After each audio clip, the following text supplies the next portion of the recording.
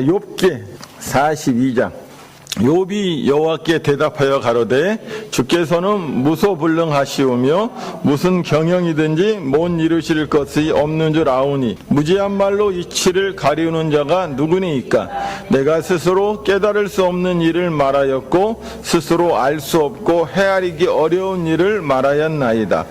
내가 말하겠사오니 주여 들으시고 내가 주께 묻겠사오니 주여 내게 알게 하옵소서. 내가 주께 귀로 듣기만 하였사더니 이제는 눈으로 죄를 배움나이다.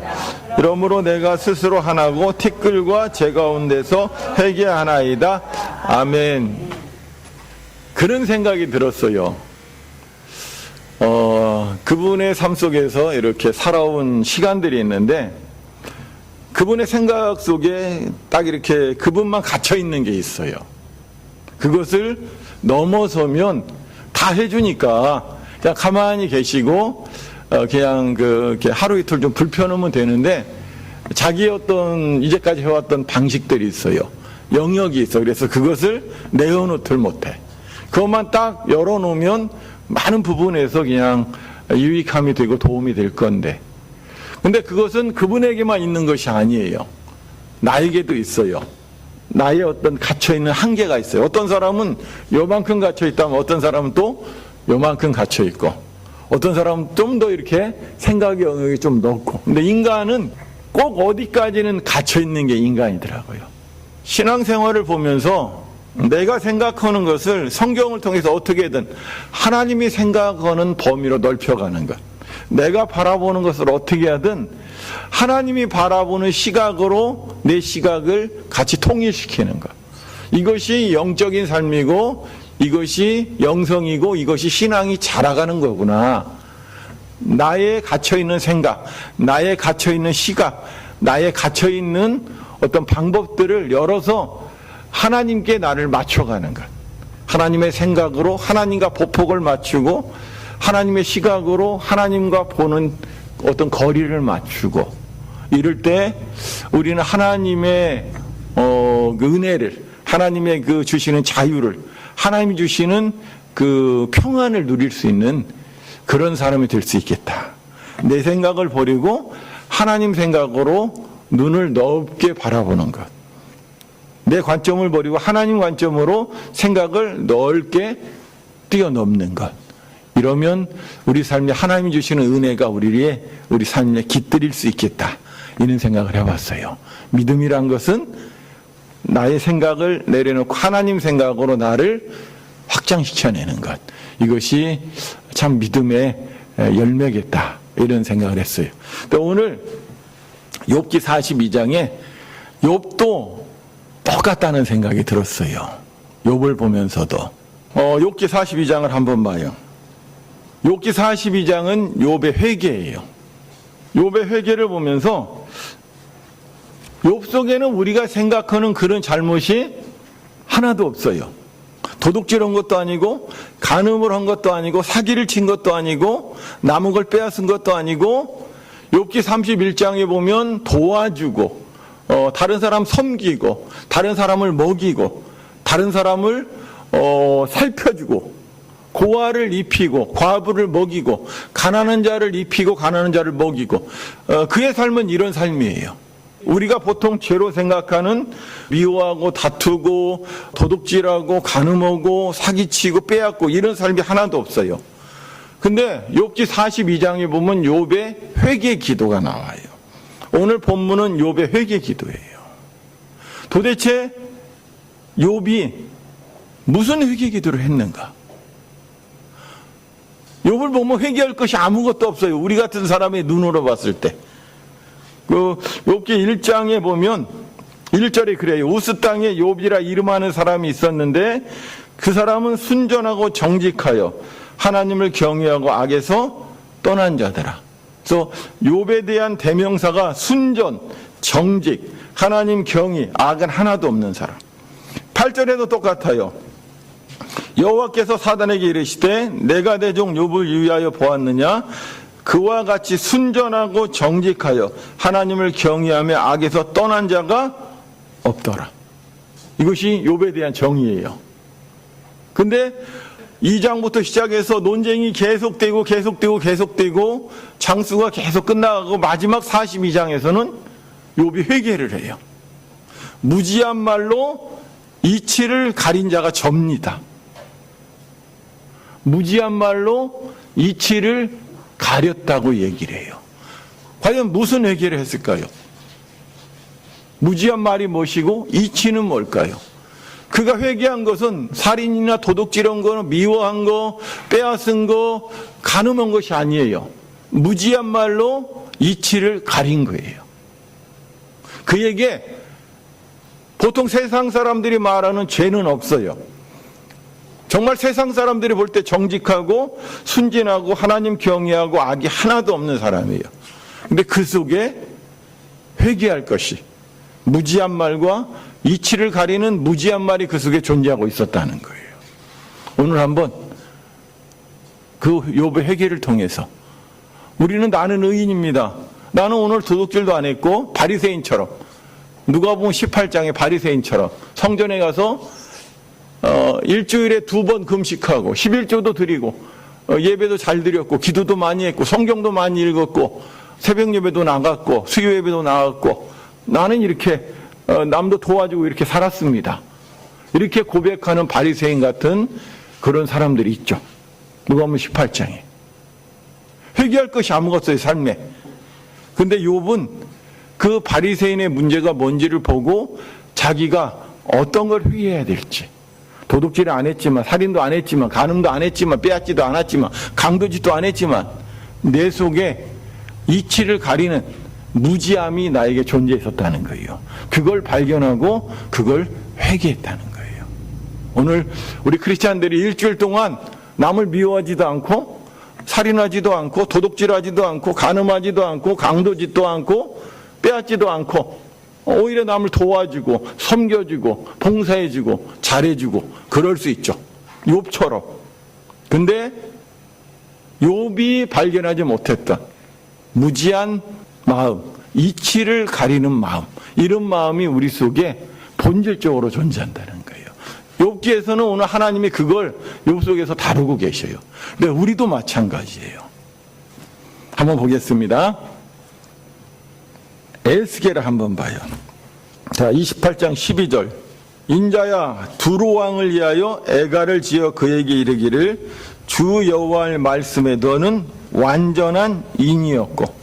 완전한 인. 여러분 책에는 어떻게 돼 있어요? 새 책은 뭐라고 돼 있어요?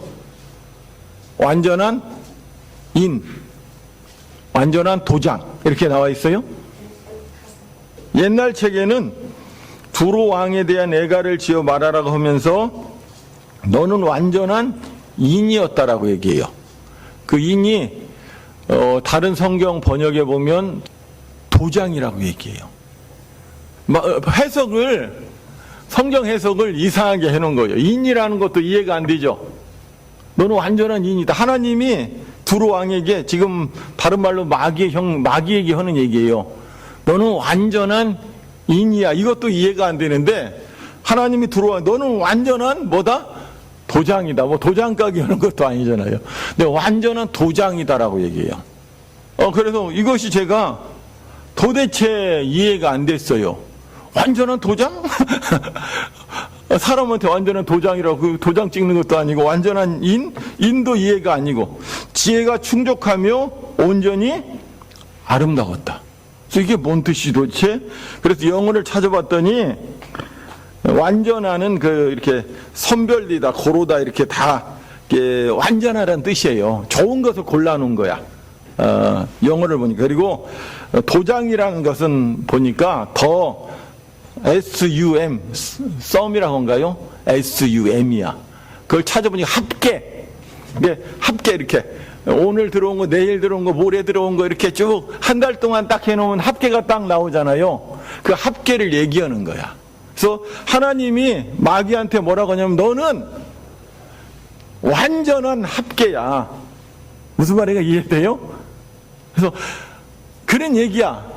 다른 얘기가 아니라 우리 어릴 때 초등학교 중학교 때 항상 그 연대장 했던 애가 있어요. 나이는 나하고 같죠, 우리 동견이. 근데 항상 이제 3학년 되면 연대장, 6학년 되면 연대장 하잖아요. 어릴 때 이렇게 단상에서 교장 선생님이 있고, 그 다음에 사열 하잖아요. 그리고 중학교 때, 중học 때 가면 또 사열도 하고 이렇게 교련복 입고 뭐 이런 식으로 하잖아요. 근데 그때마다 전체 앞에 서서 이렇게 연대장 했던 그 남자애가 있어요. 근데 걔는 완전 일진이에요. 키도 크고 잘생기고 공부도 잘하고 성품도 좋고 운동도 잘하고 뭐 그런 애들 있잖아요. 이것이 뭔지 아세요? 완전한 인이란 뜻이에요. 완전한 합계. 그래서 우리 어릴 때 보면 그 친구들 보면 그런 애 있잖아요. 잘생겼는데 공부도 잘해. 공부를 잘하는데 수학을 잘해. 수학만 잘하는 것이 아니라 영어도 잘해. 수학만 잘하는 거 국어도 잘해. 근데 거기서 끝나는 것이 뭣도 잘해요? 음악도 잘하고 피아노도 치네. 또 체육도 잘해. 공도 잘 타. 공차면 맨날 선수로 나가. 이런 애 봤어요? 그런 애 있다고요. 아주 그냥 군계 일학 같은 애. 어떤 애는 수학밖에 못해. 근데 국어는 영 머리가 안 돼서 못해. 우리 같은 거꾸로. 우리는 국어는 잘하는데 언어는 잘하는데 수학은 완전히 깡통이에요. 뭐 이런 식으로. 영어는 진짜 헐락해도 안 되고 외국어는 안 돼. 근데 얘는 수학도 잘하지, 국어도 잘하지, 영어도 잘하지. 근다고 체육도 잘하지. 항상 체육하면 지가 그 꼬링 넣고 이런 애 봤어요? 일진. 근데 그 일진들 그래도 얼굴도 잘생겨서 거기다 이쁘기도 해. 그리고 성품까지 좋아. 대인관계도 잘 풀어. 이걸 뭐라고 해요? 완전한 인. 완전한 최고 좋은 것만 그 속에다 최고 좋은 DNA만 다 모아서 최고의 놈을 얘기하는 거예요. 그 학교에서 일진. 얘를 완전한 인이라고 하는 거예요. 그래서 마귀는 뭐예요? 완전한, 하나님 보기에 완전한 인이에요. 최고 좋은 DNA만 모아가지고 최고의 작품을 만들어 놓은 것이 여기서 보면 마귀예요. 한번 읽어봅시다. 28장 12절. 인자야 두루 왕을 위하여 애가를 지어 그에게 이르기를 주 여호와의 말씀에 너는 완전한 인이었고 지혜와 충족하며 온전히 근데 그에게 애가를 지으래요.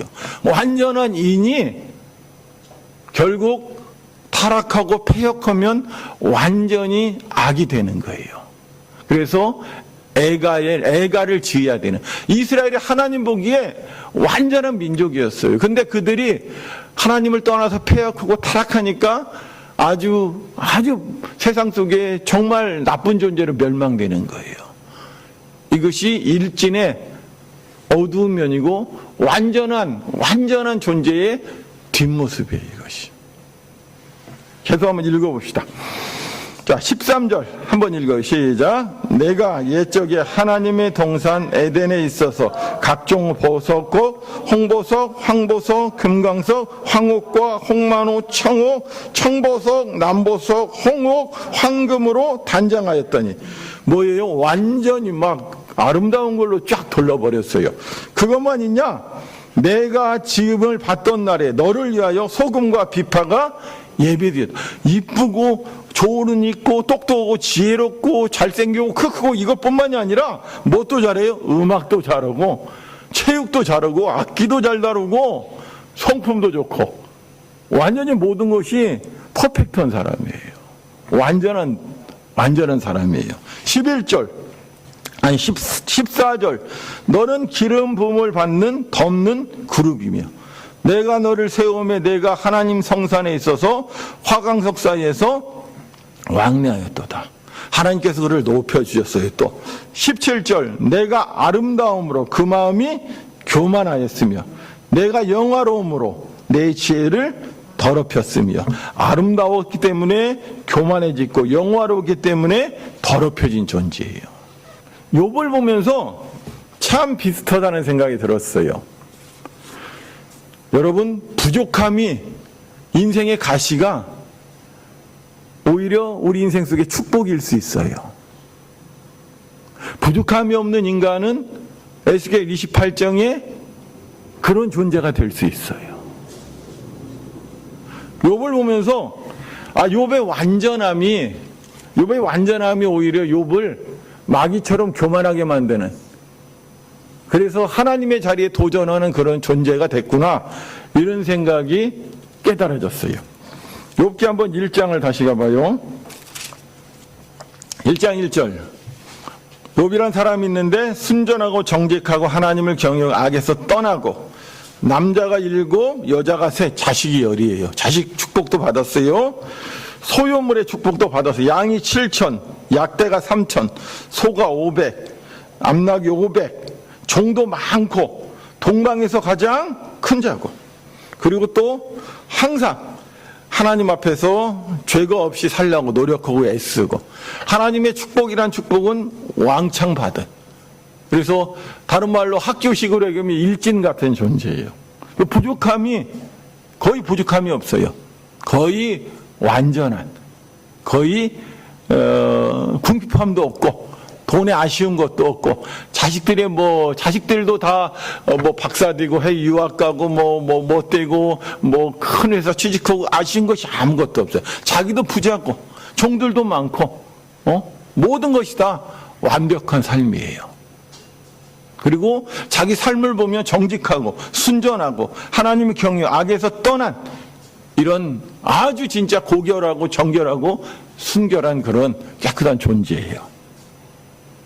근데 그에게 어느 날 고난이 찾아왔고, 그리고 고난 속에서 모든 걸 다 잃어버렸고, 그 속에서도 자기의 순수함을 계속 지키기 위해서 싸우고 있어요. 근데 나중에 쭉 가서 결국 그가 깨달은 것이 하나 있어요. 내가 알지 못하는, 무지한 말로 하나님의 이치를 도전하는, 무지한 말로 하나님의 이치를 정죄하고 이렇게 평가하는 그런 존재였구나, 이걸 깨달아요. 고기 38장 1절. 때에 여호와께서 폭풍 가운데 욥에게 말씀하여 가라사대, 무지한 말로 이치를 어둡게 하는 자가 누구냐? 하나님이 욥에게 이 얘기를 해요. 근데 욥이 하나님을 만나고 나서 욥기 42장 3절에서 무지한 말로 이치를 가리운 자가 누구겠습니까? 바로 접니다. 이치가 뭘까, 여기서? 너무 어렵죠? 이치. 하나님의 지혜, 하나님의 법칙과 원리. 그런 얘기예요. 자기의 삶을 되돌아보면 완전한 거예요. 그래서 흠이 없는 거야. 자기 눈으로 봐도. 고아들을 돕고 과부를 돕고 여자를 봐도 전혀 어떤 음란한 생각이 안 들고 거룩하게 생각되고, 그래서 자기가 뭐라고 생각하냐면 내가 의로운 사람이다라고 생각하는 거예요. 내가 아주 순결하고 대단한 사람이라고 생각하는 거예요. 근데 욥기에서는 그렇게 얘기하지 않아요. 인간이 아무리 의로워도 하나님의 의리에 도달할 수 없고, 인간이 아무리 거룩해도 하나님의 순결과 거룩에 도달할 수 없다. 인간은 항상 죄인이다. 하나님과 비교했을 때. 그래서 인간끼리 비교하면 내가 너보다 낫고, 내가 너보다 기도를 좀 더 하고, 내가 너보다 성경을 더 읽고, 내가 너보다 그래도 교회를 한 번 더 오고, 바리새인처럼 나는 1회에 2번 기도하고 11주도 드리고 금식을 하는데 세리는 전혀 그렇지 않습니다. 내가 너보다 의롭다고 보는 거예요. 근데 하나님의 시각에서는 우리의 의로움이란 것은 낡은 옷처럼 자랑할 것이 없다는 거예요. 모두 다 인생이란 것은 죄인이고 결국 하나님 앞에서 심판을 받아야 되는 존재다. 이 얘기를 욥기에서 얘기하고 있어요. 근데 사람들은 착각하는 거예요. 내가 교회 다니니까, 내가 주일 예배를 드렸으니까, 내가 그리고 기도를 좀 더 하고 성경을 좀 더 쓰고 철야 기도를 좀 더 하고 이번 달도 거룩하고 경건하게 살았으니까 그것이 나쁘다는 얘기가 아니라 그걸 가지고 나의 의로움을 다른 사람에게 얘기할 수 없다는 거예요. 우리가 하나님의 준행자가 아니라 하나님의 자리, 심판자에 들어간 것이 욥의 가장 큰 문제라는 거예요. 사도 바울이 빌립보 3장에서 그 얘기를 해요. 무엇이든지 내게 유익하던 것을 내가 그리스도를 위하여 다 해로 여길 뿐더러 또한 모든 것을 해로 여김은 내 주 예수 그리스도가 가장 고상한 지식이기 때문이다. 내가 그를 위하여 모든 걸 잃어버리고 배설물로 여기면 그리스도를 얻고 그 안에서 발견되려고. 내가 자랑했던, 사도 바울이 자랑했던 육체의 모든 자랑거리들, 이스라엘 족속이고 베냐민 지파고 시브린 중에 시브리, 열심으로는 교회를 핍박하고 율법의 의로는 하나도 흠이 없고 바리새인 중에 바리새인이고 자기의 완전한 자랑거리, 이것을 예수님을 얻기 위해서 다 배설물로 여겼다는 거예요. 이것을 가지고 있어서는 예수 그리스도를 만날 수도 없고 발견할 수도 없다는 거예요. 우리 교인들이 안 그러겠지만 가난하고 부족하고 병들고 직장도 어렵고 다 그러겠지만 우리 마음속에 더 배우면 더 배울수록 하나님을 더 잃어버리고 더 가지면 더 가질수록 하나님을 더 잃어버리고 더 높아지면 더 높아질수록 하나님을 더 잃어버리고 올라갈수록 나이가 먹을수록 하나님을 더 가까이 가야 되는데 세상의 것은 가지면 가질수록 하나님에게 멀어져가는 그런 모습을 보는 거예요. 하나님은 오늘 제목처럼 욥이라는 또 하나의 열매를 거두려고 욥을 건드시는 거예요. 33장에 보면 이런 얘기가 있어요. 하나님이 내 영혼을 건지사 구덩이에 내려가지 않게 하셨으니 내 생명이 빛을 보겠구나 하리라. 하나님이 사람에게 이 모든 일을 제삼 행하심은 그 영혼을 구덩이에서 끌어 돌이키고 생명의 빛으로 그에게 비추려 하심이라. 너무 완벽한 욥에게 하나님이 고난을 주셨어요. 그리고 그가 의지했던, 그가 자랑했던, 자기 의로 삼았던 것들 하나하나 다 깎아내리셨어요. 그리고 가장 연약한 자리에서, 가장 가난한 자리에서, 가장 불핍하고 빈곤한 자리에서 하나님이 만나 주셨어요. 그리고 자기 안에 있는 것이 의로움이라는 것. 하나님 같은 자기 삶의 거룩함이, 자기 삶의 가진 것이, 자기 삶의 소유가, 자기 삶의 어떤 영광과 능력이 결국 자기를 하나님처럼 오해하게 만들었다는 그 진리를 보게 했어요. 그리고 욥은 마지막에 회개해요. 하나님, 제가 무지한 말로 하나님 자리에 올라가려고, 하나님처럼 되려고, 하나님인 것이냐, 다른 사람을 정죄하고 평가하고 다른 사람을 지적하고 이런 사람으로 살았습니다. 그래서 내가 머리에 재를 쓰고 옷을 찢고 제 가운데 앉아서 무릎 꿇고 회개합니다. 다시 자기 삶을 되돌이키는 그런 사람이 된 것이죠. 우리가 신앙생활 할수록 더 하나님, 나는 죄인입니다. 나는 하나님이 더 필요하고 나는 예수 그리스도가 더 필요한 존재입니다. 이 고백을 잃어버리지 않도록. 신앙생활을 허문할수록 자기가 의인이 돼가요. 아니에요. 신앙생활을 허문할수록 하나님께 가까이 가면 갈수록 우리는 내가 죄인입니다. 나는 더 주님이 필요합니다. 나의 죄가 더욱더 욥처럼 보여져야 되는 거예요. 우리 삶에 내가 가지면 가질수록 더 하나님의 은혜에 감사해야 되는 거예요. 내가 더 완전한 존재처럼 더 뭔가 하나님이 더 채워줄수록 내가 하나님이 돼가는 것이 아니라 내가 더 하나님이 필요한 죄인이 돼가야 된다는 거예요. 근데 인간들은 거꾸로 가는 것이죠. 가장 큰 은혜는 뭐냐면 아무리 많은 걸 가지고 아무리 대단한 지식을 가졌어도 내가 하나님이 아니라 나는 예수 그리스도가 필요한 인간입니다. 나는 오늘도 죄인이고 나는 오늘도 당신의 은혜 안에 머물기를 원합니다. 이 고백 속에 사는 자, 이것이 가장 은혜가 충만한 자고 성령이 충만한 자고 하나님의 축복 속에 거하는 자다. 오늘도 나는 죄인입니다. 그래서 나에게는 하나님이 꼭 필요합니다. 하나님 없는 시간이 하나라도 있지 않도록 모든 순간에 나의 의가, 내가 성경 썼기 때문에 나는 의롭고가 아니라 그래서 나는 더욱더 예수 그리스도의 은혜와 예수 그리스도의 도움과 힘이 필요합니다. 오늘도 내 가운데 그런 힘을 주시옵소서. 그런 은혜를 부어주시옵소서.